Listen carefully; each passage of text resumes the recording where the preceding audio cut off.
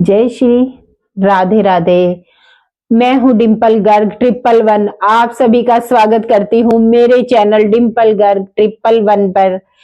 और comment box में हर हर महादेव जय श्री राधे राधे जरूर लिखिएगा। इस वीडियो में हम जानेंगे कि सोमवती अमावस्या, साल की अंतिम और आखिरी अमावस्या, सोमवती अमावस्या को लेकर आपके कुछ महत्वपूर्ण प्रश्न है, जिससे कि आप पहली बार सोमवती अमावस्या का व्रत शुरू कर सकते हैं। दूसरी चीज क्या है, ये व्रत छूट गया है तो क्या कर सकते हैं। प्रेगनेंसी में गर्भवती महिला इस व्रत को कैसे करे। और भी आप लोगों के कुछ महत्वपूर्ण प्रश्न है कि जैसे हमारे घर के आसपास पीपल का वृक्ष नहीं है तो क्या टहनी तोड़कर कर सकते हैं। इस प्रकार से बहुत सारे महत्वपूर्ण बातें, पूजा की सामग्री, पूजा विधि, सब कुछ इस वीडियो में ही बताऊंगी। ध्यान से पूरा वीडियो देखिएगा, समझिएगा और पूरा वीडियो जरूर देखेगा। और अमावस्या के दिन किन किन बातों का ध्यान रखना चाहिए, कौन कौन सी गलतियां नहीं करनी चाहिए, ये भी मैं आपको बताऊंगी। तो चलिए वीडियो को शुरू करते। इससे पहले अगर आपको मेरा वीडियो पसंद आए तो प्लीज मेरे चैनल को सब्सक्राइब, लाइक जरूर कीजिएगा, बेल आइकन को जरूर दबाइएगा, जिससे मेरी हर वीडियो की नोटिफिकेशन आप तक पहुंच सके, सबसे पहले पहुंचे। तो इस सब शुरू करते हैं सभी महत्वपूर्ण बातें जानने के लिए। सबसे पहले आपको बताते हैं सोमवती अमावस्या, जो कि अमावस्या तिथि सोमवार को पड़ती है, उसे हम सोमवती अमावस्या के नाम से जानते हैं। इस साल 2024 में सोमवती अमावस्या आखिरी अमावस्या है इस वर्ष की, और वह हमारी सोमवार को 30 दिसंबर को पड़ रही है। जो लोग सोमवती अमावस्या के दिन व्रत कर रहे हैं वो करेंगे ही, लेकिन जो पहली बार करना चाह रहे हैं तो मैं आपको बता दूं कि आपको पहली बार ये व्रत नहीं करना है, क्योंकि खर मास में कोई भी नया व्रत नहीं करना चाहिए। आप लोग मत कीजिएगा, पहले मैं वीडियो में समझा भी चुकी हूँ। ऐसे जो अमावस्या सोमवार को पड़ेगी, आगे आएंगी, तो तब आप व्रत कर लेना। किसी भी प्रकार के नए कार्य इस महीने में नहीं करने चाहिए। सारी बातें क्लियर हो गई। अब चलते हैं आपको अमावस्या कब है। तो आपको बता दूं कि 30 दिसंबर 2024 को सोमवती अमावस्या है, सोमवार का दिन है। और अमावस्या तिथि कब से प्रारंभ हो रही है और कब समाप्त हो रही है, आगे वो भी मैं इस वीडियो में जरूर बताऊंगी। अमावस्या के दिन यही नियम होता है कि पवित्र नदियों में हम स्नान ध्यान करते हैं, फेरी लगाते हैं, पीपल वृक्ष की पूजा करते हैं, सोना धोविन की पूजा करते हैं, कथा सुनते हैं, पढ़ते हैं, और इस विधि से हम पूजा पाठ करते हैं, दान करते हैं, ब्राह्मण को जिमाते हैं, दक्षिणा देते हैं। और अगर आप नदी सरोवर में नहीं जाते तो गंगा जल पानी में डालकर स्नान करें। और सुबह सुबह फिर हम पीपल वृक्ष की पूजा सुबह सुबह करनी चाहिए। बाकी आप अपने घर का नियम देख लीजिएगा, ऐसे में टाइम मैं आपको बता दूंगी, ठीक है। अब गर्भवती महिलाएं, अगर कोई प्रेगनेंसी है, गर्भवती महिलाएं पूजा करने पेड़ के नीचे ना जाए तो अच्छा ही है, लेकिन आपको फेरी नहीं लगानी है। अगर आप पूजा करने जाते भी हैं तो जा सकते हैं, लेकिन आपको फेरी नहीं लगानी चाहिए, ठीक है। इस बात का आप विशेष ध्यान रखिएगा। और जिनका व्रत छूट गया है, ये भी क्वेश्चन जो मैं बता दूं आया था, जिनका व्रत छूट गया है वो लोग भी कोई बात नहीं, दोबारे से आप लोग इस व्रत को कर सकते हैं। जो करते आ रही है वो कर सकते हैं, जो एकदम पहली बार करने जा रही है, शुरुआत करने जा रही है, वह यह व्रत नहीं कर सकती है। तो अब चलिए सामग्री के लिए जानते हैं। सामग्री में आपको इसमें साड़ी कपड़ा भी चढ़ा सकते हैं, या एक ब्लाउज पीस भी चढ़ा सकते हैं, छोटा सा कतरन भी आप ले सकते हैं, सोना धोबिन को चढ़ाया जाता है, या आपको चूड़ी साड़ी जो चढ़ानी है वो भी चढ़ा सकते हैं। बाद में आप लोग उसको पहन भी सकते हैं, खर मास में के बाद पहन लेना। खर मास में नई चीजें नहीं पहननी चाहिए। और रुमाल, टी शर्ट, शर्ट, बनियान, ये सब चीजें भी आप लोग चढ़ा सकते हैं, क्योंकि यह जो व्रत है ना, पति की दीर्घायु के लिए, सुहागन के लिए सोमवती अमावस्या का व्रत रखते हैं, फेरी लगाते हैं। कुछ लोग व्रत जैसे कुछ लोग फेरी लगाने के बाद शुद्ध सात्विक भोजन कर लेते हैं और व्रत नहीं रखते। कुछ लोग जैसे मीठा भोजन खाकर व्रत रखते हैं। कुछ लोग जैसे केवल फरी लगाते हैं और कुछ भी नहीं करते हैं।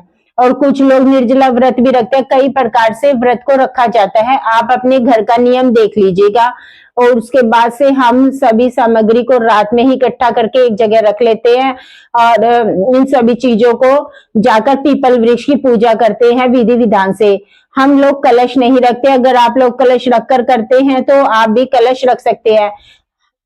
हरा चना भी ले सकते हैं, फेरी लगा सकते हैं, या मूंगफली ले सकते हैं, किशमिश ले सकते हैं। 108 फेरी लगाया जाता है तो उसमें 108 ही चीज लेनी होती है, और गुड़ डालकर लोटे में तिल डालकर पूजा करते हैं अमावस्या के दिन। और करने के बाद जो भी आपको फल फ्रूट चढ़ाना है चढ़ाकर वहां पर स्वाद की चीजें जरूर चढ़ानी चाहिए, और फिर वहां पर वैसे फेरी लगाते हैं। धागा कोई जरूरी नहीं है, धागे से कोई जरूरी नहीं 108 बार लगानी है। धागे से 1-2 बार धागा समाप्त हो जाता है तो 5 बार 7 बार, और उसके बाद आपको वैसे फेरी लगा सकते हैं, कोई धागे की जरूरत नहीं है। और फिर उसके बाद आप ऐसे फेरी लगा लेंगे, और एक एक दाना चाहे किशमिश टॉफी कोई भी है तो आप वो रख सकते हैं। और 21 बार 51 बार 108 बार जितना आपसे संभव हो उतनी ही आपको परिक्रमा करनी चाहिए, जितना आपका शरीर अलाउ करे उतनी ही आप फेरी लगाइएगा, ज्यादा फेरी लगाने की जरूरत नहीं है। इस विधि से हम सोमवती अमावस्या के दिन पूजा पाठ करते हैं। अगर वहां पर ब्राह्मण है तो उनसे अपनी सोना धोबिन की कथा भी जरूर सुनिएगा, और पेड़ पर सोना धोबिन की प्रतिमा बनाते हैं, उनको भी सिंदूर लगाते हैं, चिपका देते हैं फोटो को, और फिर 108 फेरी लगाकर फिर गोल गोल घूम के आके फिर हम जैसे घड़ी की सुई घूमती है ऐसे ही हमें परिक्रमा देनी होती है। और फिर उसके बाद पूजा करने के बाद ऐसे पूजा करने के बाद पीपल में जल जरूर दें, पीपल में जल दूध डालकर दें, क्योंकि उस दिन पितरों का वास होता है। अमावस्या का दिन है, सोमवती अमावस्या बहुत खास अमावस्या है, इस दिन ये जरूर कीजिएगा। ये सारे उपाय बहुत महत्वपूर्ण है।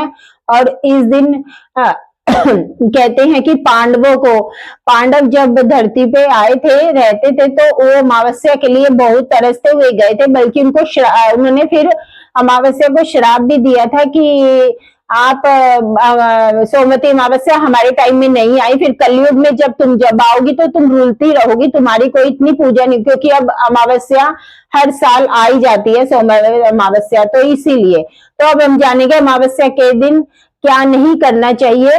कि अमावस्या के दिन हमें रूई के बिस्तर पर नहीं सोना चाहिए अगर हो सके तो, और अमावस्या के दिन हमें कपड़े नहीं धोने चाहिए, क्योंकि उस दिन पितरों की पूजा होती है, तो इसीलिए उस दिन हमें कपड़े नहीं धोने चाहिए बिल्कुल भी। और उस दिन हमें प्याज लहसुन मांस मदिरा शराब का भी सेवन बिल्कुल भी नहीं करना चाहिए, और उस दिन हमें बैंगन मूली भी नहीं खानी चाहिए। इस बात का खास ध्यान रखेगा, अमावस्या के दिन अपना किसी का अपमान ना करे, किसी भिखारी का भी अपमान ना करे, जितना दान दे सके उतना दान दीजिए, लेकिन उसका अपमान बिल्कुल भी ना करें। और कथा वगैरह जो भी आप ब्राह्मण के द्वारा सुनते हैं तो उनको दक्षिणा जरूर दीजिए। और इस विधि से हम सोमवती अमावस्या की पूजा पाठ करते हैं। अमावस्या के दिन अपने घर में कुछ ना कुछ पकवान ऑयली चीजें जरूर बनानी चाहिए, क्योंकि जो पितृ हैं हमारे आसपास ही होते हैं, तो जरूर अपने घर में ये चीजें जरूर बनानी चाहिए, क्योंकि पितृ इससे खुश होते हैं। और अगर हो सके तो खीर जरूर बनानी चाहिए, जब ब्राह्मण को हम भोजन करवाते हैं तो उसमें खीर जरूर बनाएं और ब्राह्मण को खीर जरूर दें। तो इसीलिए भोजन ब्राह्मण को करवाने के बाद दक्षिणा भी सबसे ज्यादा जरूरी होती है, तो दक्षिणा भी ब्राह्मण को जरूर दें। और फिर उसके बाद आप पीपल में जल दें, और उस दिन संकल्प भी करवाएं। और खरमास 14 जनवरी तक खत्म होगा, तो इसीलिए कुछ नया कार्य इस समय में आप ना करें। और फिर पूजा पाठ करने के बाद आप सभी को प्रणाम जरूर कीजिएगा, और सोमवती अमावस्या की पूजा जरूर कीजिएगा, क्योंकि बहुत महत्वपूर्ण सोमवती अमावस्या है और साल की सबसे आखिरी अमावस्या है। तो इस अमावस्या के आप करने से बिल्कुल भी ना चुके, तो इसीलिए पीपल के पेड़ के नीचे जाकर आप जरूर दीपक जलाएं। और आगे जान लेते हैं हम अमावस्या की तिथि कब से प्रारंभ हो रही है और कब से समाप्त हो रही है, और पूजा का शुभ मुहूर्त क्या है। तो आपको बता दूं, अमावस्या तिथि प्रारंभ हो रही है 30 दिसंबर को 4:02 पर प्रारंभ हो रही है। अमावस्या तिथि समाप्त हो रही है 31 दिसंबर सुबह में 3:57 पर अमावस्या तिथि समाप्त हो जाएगी। ऐसे में उदय तिथि को ध्यान में रखते हुए 30 दिसंबर को सोमवती अमावस्या है। अब चलते हैं कि पूजा हमें कब करनी है। तो पूजा हमें, ये साल की आखिरी अमावस्या है, स्नान दान के लिए ब्रह्म मुहूर्त का समय सबसे सर्वश्रेष्ठ माना गया है और पीपल वृक्ष की पूजा भी सुबह में ही करें तो ज्यादा अच्छी होती है। आप लोग कोशिश कीजिएगा कि 30 दिसंबर को सुबह 7:12 तक आपकी पूजा हो जानी चाहिए, क्योंकि बहुत ज्यादा अधिक सुबह करेंगे 7:12 तक, ये है शुभ मुहूर्त है और सर्वार्थ सिद्धि योग भी है, जो कि 11-12 बजे से पहले आप कर लीजिएगा। सुबह उठ जाइएगा तो आपके सभी कार्य हो जाएंगे और बहुत ज्यादा फिर बाद में भीड़ भी हो जाती है, तो आप लोगों को भी थोड़ी राहत मिलेगी जितना जल्दी आप कर लेंगे। तो इसीलिए मैंने आपको अमावस्या के बारे में इतनी जानकारी दी है। तो इसीलिए आपको अगर मेरी ये जानकारी अच्छी लगी, वीडियो अच्छी लगी, तो प्लीज लाइक कीजिएगा और ज्यादा से ज्यादा शेयर जरूर कीजिएगा, क्योंकि इससे हमारा सनातन धर्म बढ़ता है। और आप कमेंट बॉक्स में लिखकर जरूर बताइएगा कि आपको वीडियो कैसी लगी। और अगर आप मेरे चैनल पर नए हैं तो प्लीज प्लीज प्लीज सब्सक्राइब जरूर कीजिएगा और बेल आइकन को जरूर दबाइएगा, क्योंकि उससे आपको मेरी हर वीडियो की नोटिफिकेशन मिल जाएगी। धन्यवाद। जय श्री राधे।